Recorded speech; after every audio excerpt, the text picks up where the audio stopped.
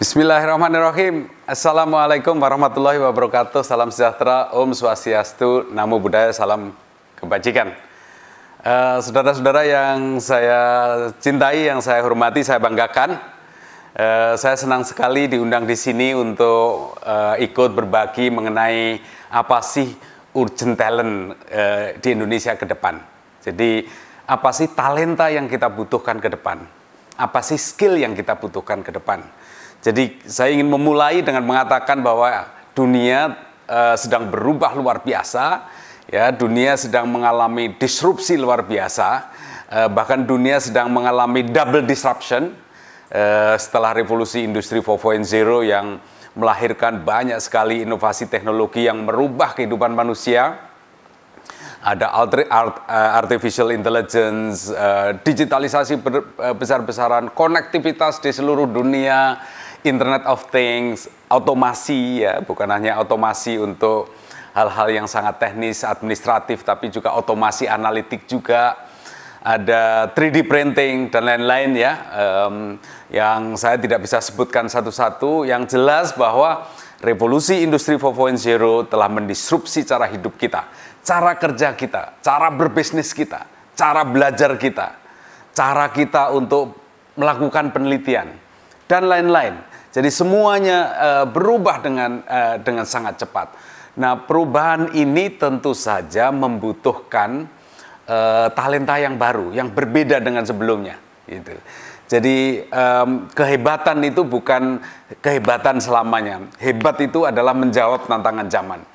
Seorang bisa hebat tapi menjadi tidak hebat ketika dunia berubah sangat cepat.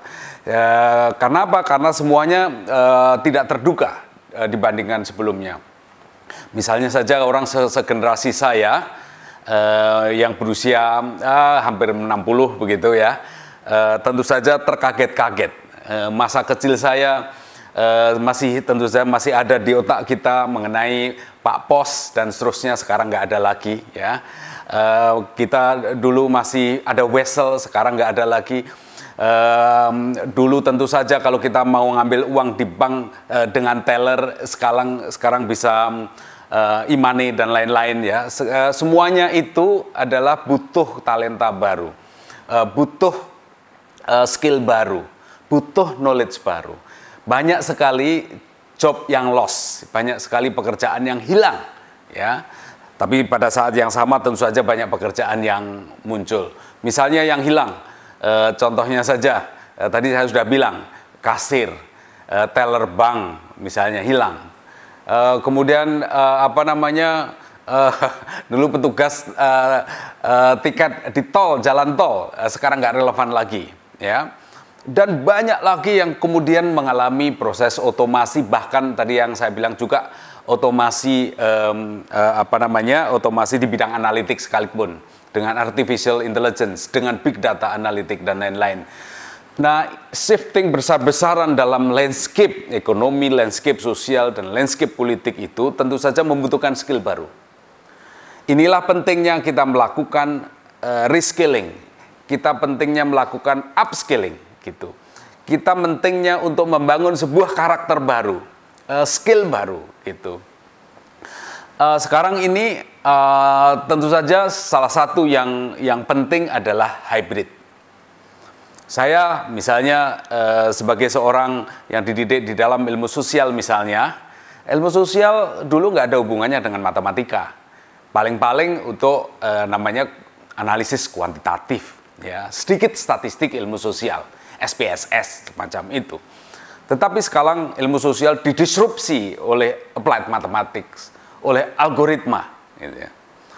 Sekarang ini misalnya dulu nggak kebayang bahwa ahli komputer, matematika, statistika berkolaborasi dengan ilmu bahasa,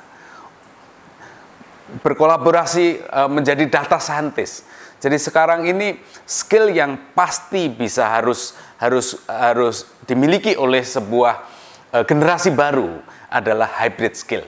Tidak lagi ada ilmu yang monodisiplin, tidak lagi ada monoskill. Semua skill adalah multi skill.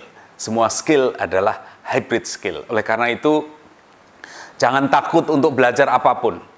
Ya, saya sering mengatakan murtad dari ilmu awalnya itu adalah penting. Karena apa? Karena kalau saudara-saudara keluar dari ilmu awal saudara, seorang applied mathematics dari statistika, kemudian belajar ilmu sosiologi, belajar ilmu politik misalnya, dia akan menjadi ilmuwan politik yang hebat, gitu. Sebaliknya juga demikian, gitu. Bahkan ilmu hukum misalnya, ilmu hukum pun didisrupsi oleh algoritma.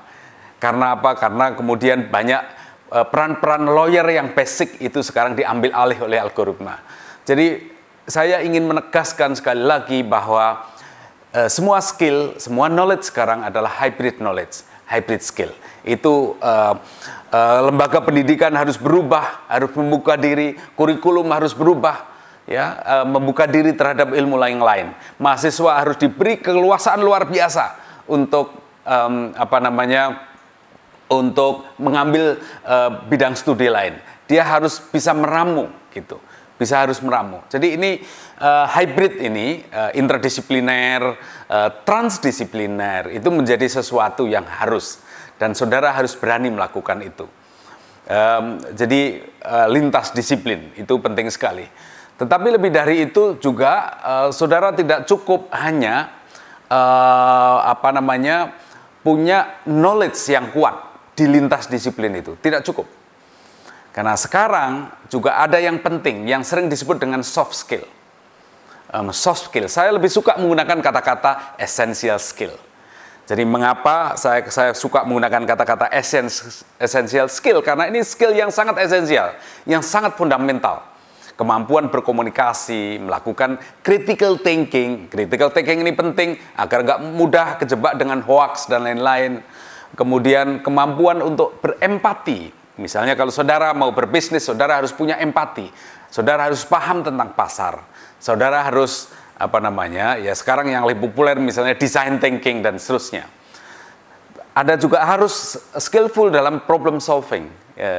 Problem solving. Ini essential skill ini sangat penting untuk mentop up menjadi, bukan mentop up, nggak tepat ya, menjadi bagian penting dari skill-skill yang akademik, skill-skill yang technical, skill-skill yang analitik dan lain-lain. Misalnya ilmu politik, ilmu sosial, matematik dan terusnya. Jadi harus punya fondasi essential skill, problem solving. Bahkan even ketika Anda berbisnis, Anda harus mampu untuk storytelling. Anda meyakinkan kepada mitra, Anda meyakinkan kepada pasar bahwa ini sesuatu yang baik dan lain-lain dan lain-lain dan lain-lain. Jadi knowledge-nya adalah hybrid, ya, knowledge-nya adalah hybrid, tetapi itu harus ditopang dengan essential skill yang sangat kuat. Dan ini semua karena dunia cepat berubah, maka skill essential skill yang sangat penting juga adalah learning skill. Karakter membelajar. Karakter pembelajar ini menjadi penting untuk sesuatu yang baru. Karena apa? Karena ilmu di era disrupsi ini mudah sekali untuk obsolete. Mudah sekali untuk usang. Skill pun mudah sekali untuk usang. Sesuatu yang hebat sekarang ini menjadi tidak relevan mungkin beberapa saat lagi. Jadi karena apa? Karena disrupsi, maka kita juga harus siap untuk mendisrupsi diri kita sendiri. Jangan sampai orang lain punya kesempatan untuk mendisrupsi Anda. Andalah yang menjadi disruptor diri Anda sendiri, menjadi orang yang selalu relevan, ya, selalu relevan dengan perubahan zaman. Jadi inilah yang skill yang membuat orang untuk survive. Jadi tentu saja saya ingin menekankan bahwa kita punya tanggung jawab sosial yang sangat besar. Tanggung jawab sosial kepada kemanusiaan, tanggung jawab sosial kepada kemajuan bangsa. Tanggung jawab ini harus menjadi basic. Ketika kemana skill Anda itu harus dimanfaatkan, baik itu academic skill maupun technical skill maupun tadi yang saya bilang essential skill. At the end ini harus dipertanggungjawabkan kepada kemanusiaan, dipertanggungjawabkan kepada kemajuan bangsa. Kita boleh menggali profit, tetapi profit itu juga untuk kebaikan kemanusiaan, untuk kebaikan bangsa. Jadi saudara-saudara, saya yakin, saya bangga dengan generasi muda sekarang yang berpikir memecahkan permasalahan sosial secara mandiri, secara berkelanjutan. Saya juga menginisiasi mata kuliah namanya Kewirausahaan Sosial Universitas Gadjah Mada. Itu juga terima kasih kepada kolaborator yang sangat banyak ya terlibat di sini. Saya mengucapkan terima kasih juga. Ini inisiatif yang luar biasa.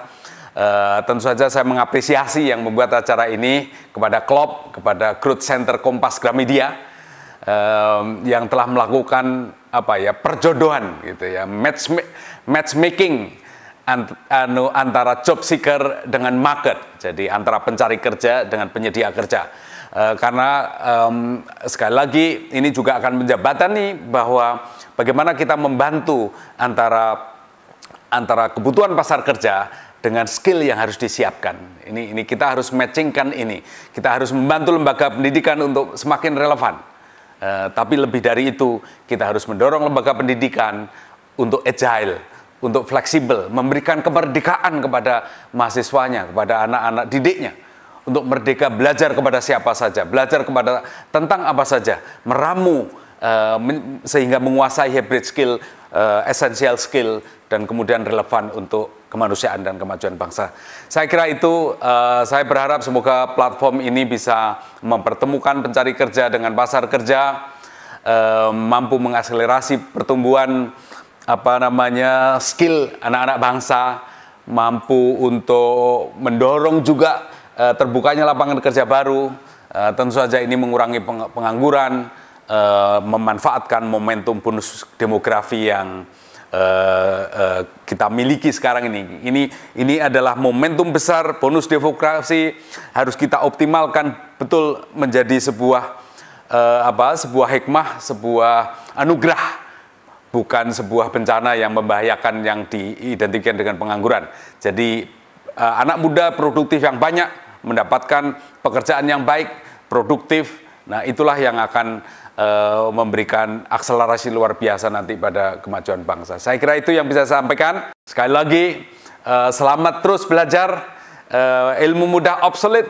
Oleh karena itu, belajar selalu relevan bagi kemanusiaan dan kemajuan bangsa. Ada hal yang paling penting bagi anak-anak muda masa depan. Terima kasih.